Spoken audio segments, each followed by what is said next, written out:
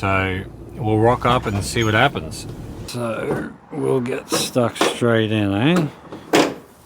As usual, you want to take that cap off first because you do not want to push that brake fluid back up and destroy the seals in the brake master.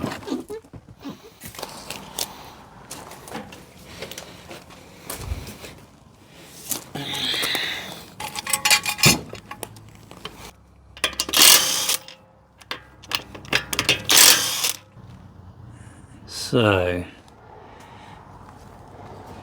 a little bit of a lip on it, but these pads are done. Look at that, correct bit's already on it. What car were we working on last time? Can't remember. How did it get bird shit on here, eh? That is, if you're going to do this job, get one of these impact sockets or impact screwdrivers. Makes life a billion times easier. Take this guy off, chuck him to the side here,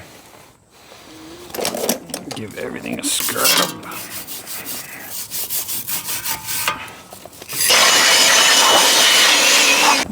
With this retainer